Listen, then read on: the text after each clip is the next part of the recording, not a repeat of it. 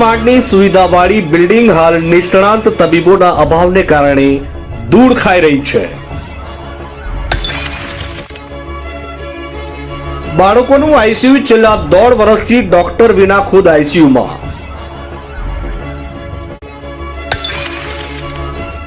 4 મહિનાથી gynaec doctor ન હોવાને કારણે ઇમરજન્સી દર્દીને જૂનાગઢ રાજકોટ સુધી લંબાવવું પડે છે।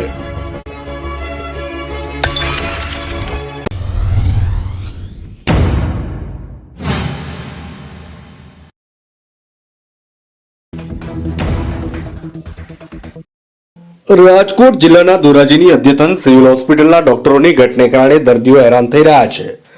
નિષ્ણાંત તબીબો ન હોવાને કારણે દર્દીઓને રાજકોટ જૂનાગઢ સુધી સારવાર અર્થે મજબૂર થવું પડ્યું છે અને દર્દીઓ હેરાન થઈ રહ્યા।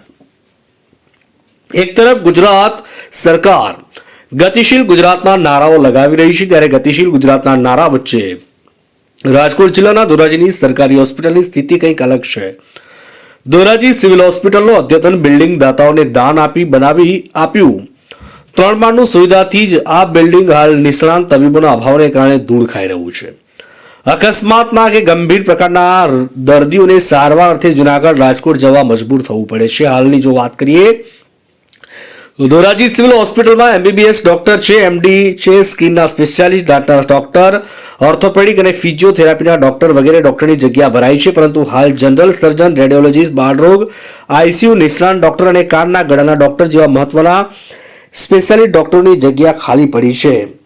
મારું નામ રણજીતસિંહ જાડેજા, પૂર્વ તાલુકા પંચાયત પ્રમુખ જામકંડોરણા। આજે ધોરાજી સરકારી હોસ્પિટલમાં એક પેશન્ટ તરીકે સુગર માપવા માટે હું આવેલ, બરાબર। આની પહેલા હું 2-3 વખત આવેલ। બહુ સારી સુવિધા છે, વધારાનું જે રજીસ્ટ્રેશન કરવાનું આ જે તંત્રએ કે સરકારે જે કંઈ લીધો છે એ થોડુંક અજુગતું લાગે છે, કારણ કે એમાં એવું છે કે દર્દીને એ લાઈનમાં ઊભો રહી રજીસ્ટ્રેશન કરાવીને પછી ઓકે થઈને જાય ત્યારે પાછો એનો વારો આવે ન આવે, બરાબર। તો થોડોક ટ્રાફિક વધે છે। તો આ તંત્રને થોડીક રિક્વેસ્ટ છે કે વહેલી તકે આ સુવિધા બંધ કરે અથવા તો એનું અજુગતું કરે, કોઈ પણ નિર્ણય લે તો દર્દીને હાલાકી ન ભોગવવી પડે, કારણ કે જે બહારગામથી દર્દીઓ આવતા હોય એને હાલાકી ભોગવવી પડે છે મારા મત મુજબ। બીજું, વોર્ડમાં વજન કાંટો નથી। આજે નાના દર્દીઓ આવે છે એને વજન કાંટાની ખાસ જરૂર હોય છે, મોટા દર્દીને હોય, બરાબર, એને તો એની હોય છે તો એ વજન કાંટો કરાવી શકે। તો એક સામાન્ય વજન કાંટો વોર્ડમાં તપાસ કરતા નથી, 2 વખત તપાસ કરી નથી, આપણે બીજી જગ્યાએ મોકલે છે। ત્યાં જાણીતા હોય બીજી જગ્યાએ કાંટો કરાય, પણ અજાણ્યાને કાંટો થતો નહીં। તો દરેક વોર્ડમાં કાંટો ભોગવવા મારી વિનંતી છે। તંત્ર સારું છે, હોસ્પિટલની સુવિધા સારી છે, પણ આટલી જે આટલું હાલકી છે એ થોડીક રદ કરે એવી મારી વિનંતી છે। મારું નામ ધર્મેન્દ્ર બાબરિયા છે। ધોરાજીની આધુનિક હોસ્પિટલ જે છે એ લાખો રૂપિયાના ખર્ચે બાળકો માટેનું આઈસીયુ બનેલું છે, એ નિષ્ણાંત ડોક્ટરોના અભાવે હાલ ચાલુ થતું નથી। બીજું, જૂની બિલ્ડિંગ રિનોવેશન બાદ પણ હોસ્પિટલને સોંપાતી નથી, તો એ પણ તાત્કાલિક સોંપવી જોઈએ।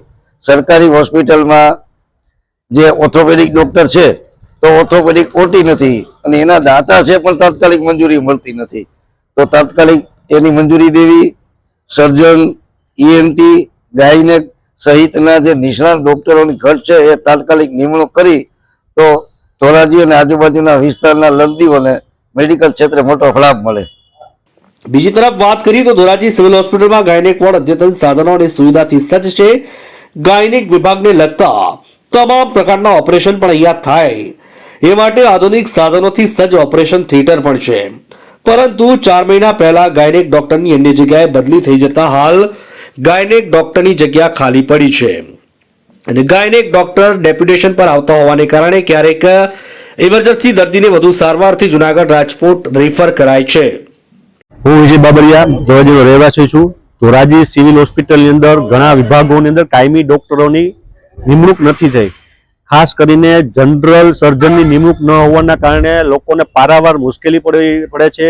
એક્સિડન્ટ જેવા ગંભીર અકસ્માતોની અંદર જૂનાગઢ અથવા તો રાજકોટ રિફર કરવામાં આવે છે અને સમયસર સારવાર નથી મળતી અને ગાયનેક વિભાગની અંદર પણ આ જ પરિસ્થિતિ છે। કાયમી ગાયનેક ન હોવાના કારણે મહિલાઓ જ્યારે અહીંયા સારવાર લેવા માટે આવે છે ત્યારે એને રાજકોટ અથવા તો જૂનાગઢ બીજી પ્રાઇવેટ હોસ્પિટલ રિફર કરવામાં આવે છે। ખાસ કરીને ગરીબ લોકો પાસે જ્યારે પૈસા ન હોય ત્યારે આને હોસ્પિટલે પહોંચવું પણ મુશ્કેલ પડે છે અને ગંભીર ક્ષતિનો સામનો કરવો પડે છે મહિલાઓને। અને સોનોગ્રાફી જેવા કિસ્સાની અંદર જો રેડિયોલોજિસ્ટ ન હોવાના કારણે સામાન્ય બાબતમાં પણ જુનાગઢ રાજકોટ જવું પડે છે અને આ ટ્રાન્સપોર્ટેશનનો પ્રશ્નના કારણે ગરીબ લોકો ખૂબ મુશ્કેલી વેઠી રહે છે અને અમે નજરે પણ જોયું છે અને અમારી સરકારને પણ અગાઉ માગણી પણ કરી છે અને આ માગણી અમે ઝડપથી પૂરી કરવામાં આવે અને ખાસ કરીને બાળકોનું જે આઈસીયુ ક્રિટિકલ કેર યુનિટ બનાવેલું છે એ પણ ઝડપથી ખુલ્લું મૂકવામાં આવે. નવી હોસ્પિટલની અંદર જે રિનોવેશન કરવા બનાવવામાં આવી છે એ પણ ઝડપથી ખુલ્લી મૂકવામાં આવે એવી આરોગ્ય અધિકારી અને સરકારના મંત્રીઓને પણ અમારી મીડિયાના માધ્યમ દ્વારા મારી વિનંતી છે, જેથી ગરીબ જનતાને આરોગ્ય માટે મુશ્કેલી ન પડે. આ સર્જનોની નિમણૂક થઈ જાય તો. નમસ્કાર, હું છું ધાર્મિક માથુકિયા. આજે ધોરાજીની જનતા માટે સરકારી હોસ્પિટલો લેવા માટે અનેક લોકો ઉત્સુક છે, પરંતુ જ્યારે અહીંયા આવે છે ને ત્યારે નિર્માસ પામી જાય છે. એનું એકમાત્ર કારણ છે કે અહીં મળતી સુવિધાઓની હજી ઘણી બધી અછત છે. અત્યારે આપણે સારા આરોગ્યની, સારા શિક્ષણોની વાત તો કરીએ છીએ, પણ વાસ્તવિકતા કંઈક અલગ છે. અહીંયા આવે છે તો ઘણી બધી વિભાગોમાં ડોક્ટર નથી. અહીંયા આવે છે તો બાળકોનો આઈસીયુ વિભાગ કેટલા સમયથી બંધ છે, અને બંધ એટલા માટે છે ડોક્ટરોની ખૂબ લાંબા સમયથી ભરતી જ નથી થઈ. ત્યારે ધોરાજીની જનતા વતી અમે આ સરકારશ્રીને અને જવાબદાર અધિકારીઓને અપીલ કરીએ છીએ કે તાત્કાલિક ધોરણે અહીંયા ભરતીઓ કરવામાં આવે. અહીંયા કોઈ પણ દર્દી આવે છે ને જો કોઈ પણ દર્દીમાં કોઈ પણ વિભાગમાં ડોક્ટર ન હોય તેમ કે જુનાગઢ જતા રહો. અરે ભાઈ, જુનાગઢ જવું જ હોત તો અમે ધોરાજીમાં ટેક્સ શા માટે ભરત? ચોખ્ખી ને ચટ વાત છે. તાત્કાલિક ધોરણે આનો નિર્ણય લેવામાં આવે, અને આનો નિર્ણય તાત્કાલિક ધોરણે નહીં કરવામાં આવે તો ધોરાજી અને ધોરાજીની આજુબાજુની ગામડાની સ્વયંભૂ જનતા અહીં આવશે અને ભવ્ય આંદોલન કરશે.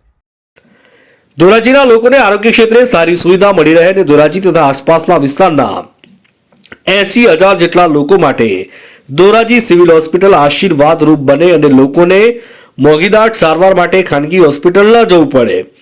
આ માટે થઈને રાજ્ય સરકારના આરોગ્ય વિભાગ દ્વારા ધોરાજી સિવિલ હોસ્પિટલના પટાંગણમાં આવેલ સિવિલ હોસ્પિટલનું જૂનું બિલ્ડિંગ 1,80,00,000 રૂપિયાના ખર્ચે રિનોવેશન કરવામાં આવ્યું. આ બિલ્ડિંગ હાલ ઉદ્ઘાટનના વાંકે ધૂળ ખાઈ રહ્યું છે. ધોરાજીના સ્થાનિકોનું કહેવું છે કે હાલ ફિઝિયોથેરાપી અને ડાયાલિસિસ જેવા વિભાગોના નવા બિલ્ડિંગમાં 3જા માળ પર કાર્યરત છે. જો જૂનું રિનોવેશન થઈ ગયું બિલ્ડિંગ શરૂ કરવામાં આવે તો ગ્રાઉન્ડ ફ્લોરમાં ડાયાલિસિસ અને ફિઝિયોથેરાપી જેવા મહત્વના વિભાગો કાર્યરત થાય. વૃદ્ધો અને દર્દીઓને 3જા માળ સુધી જવાની ઝંઝટમાંથી મુક્તિ મળે.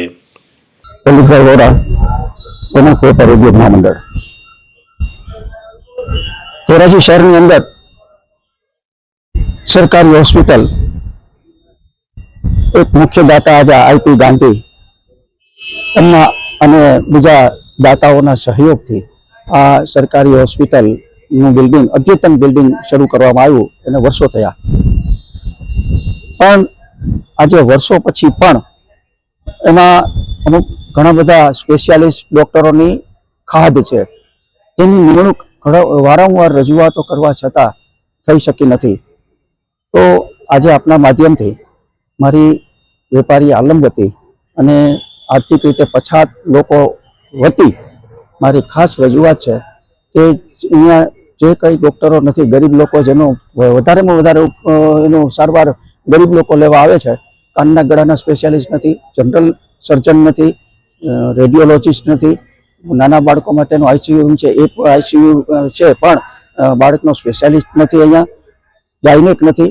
તો આ બધા જ ડૉક્ટરોની નિમણૂક તાત્કાલિક ધોરણે જો કરવામાં આવે તો આર્થિક રીતે પછાત લોકો છે એને મોંઘી દાટ હોસ્પિટલોમાં કે પ્રાઇવેટ દવાખાનામાં સારવાર લેવા જવું પડે, અગર તો જુનાગઢ જવું પડે, જે કોઈ પણ સંજોગોમાં પોતાના બે છેડા ભેગા થતા ન હોય અને આવી મેડિકલમાં માટે થઈને આવા એને પૈસા ખર્ચવાના આવે ત્યારે એને ખૂબ જ મુશ્કેલી પડે છે અને ગરીબ લોકોને હેરાનગતિનો ભાર નથી. એટલા માટે વેપારી આલમ વતી મારી એવી રજૂઆત છે કે તાત્કાલિક આ બધા જ ડૉક્ટરોની નિમણૂક કરવામાં આવે અને જે જૂનું બિલ્ડિંગ છે હોસ્પિટલનું એ રિનોવેશન થઈ ગયું છે પણ એને પણ તાત્કાલિક ત્યાં વિભાગો બેસાડી અને એને પણ કાર્યરત કરવામાં આવે એવી મારી રજૂઆત છે. હું ડોક્ટર જયેશ વસૈટિયા એસડીએસ ધોરાજી ખાતે અધિક્ષક તરીકે ફરજ બજાવું છું. એસડીએસ ધોરાજી ખાતે 80% વર્ગ એકની જગ્યાઓ ભરાયેલી છે. મુખ્યત્વે જે ખાલી છે એમાં રેડિયોલોજિસ્ટ જે અઠવાડિયામાં 2 દિવસ ઉપલેટાથી આવે છે, ગાયનેકોલોજિસ્ટ જે અઠવાડિયામાં 3 દિવસ પડધરીથી અને 3 દિવસ ગોંડલથી આવે છે. સરકારશ્રી ઓર્ડર કરેલ છે, ગોંડલથી હમણાં આવતા નથી. બાકી જનરલ સર્જન છે, ENT સર્જન છે ની જગ્યાઓ ખાલી છે. જૂના બિલ્ડિંગની વાત કરીએ તો જૂના બિલ્ડિંગ અમારી સરકારની જે એજન્સી છે પીઆઈ મારફતે રિનોવેશન કરી અમે હેન્ડઓવર લઈ લીધું છે. એમાં ફાયર સેફટીની કામગીરી હાલ ચાલુ છે, સીસીટીવી બાકી છે અને ફર્નિચર પેન્ડિંગ છે. વિભાગોની વાત કરીએ તો અમારું જે મેડિકલ સ્ટોર છે, ફિઝિયોથેરાપી વિભાગ છે, ટ્રાન્ઝિટ વોર્ડ છે, અમે ત્યાં ટૂંકમાં શિફ્ટ કરવા જઈ રહ્યા છીએ. હજુ અંદાજે 2 થી 3 મહિનાનો સમય લાગશે. ધોરાજી સિવિલ હોસ્પિટલના અધિક્ષકે પણ વાતનો સ્વીકાર કર્યો કે હાલ સિવિલ હોસ્પિટલમાં અનેક મહત્વના નિષ્ણાંતો તબીબોની ઘટ છે. ગાયનેક ડોક્ટર પણ ડેપ્યુટેશન પર આવતા હોવાનો સ્વીકાર કર્યો અને એએનટી સર્જન, જનરલ સર્જન, રેડિયોલોજિસ્ટની મહત્વની જગ્યા ખાલી પડી હોવાની વાતનો પણ સ્વીકાર કર્યો. જૂના બિલ્ડિંગનું રિનોવેશનનું કામ પૂરું થઈ ગયું છે અને ફાયર સેફટી, સીસીટીવી કેમેરાનું કામ પૂરું થયું. જૂનું બિલ્ડિંગ લોકાર્પણ થવાની સંભાવના જણાવી. બાળકોનું આઈસીયુ છેલ્લા 1.5 વર્ષથી બનીને તૈયાર છે, ત્યારે હાલમાં આઈસીયુ વિભાગમાં બાળરોગ નિષ્ણાત ડોક્ટર ન હોવાને કારણે આઈસીયુ બંધ હોવાનું અધિક્ષકે જણાવ્યું. ધોરાજીથી અલ્પેશ ત્રિવેદીનો રિપોર્ટ.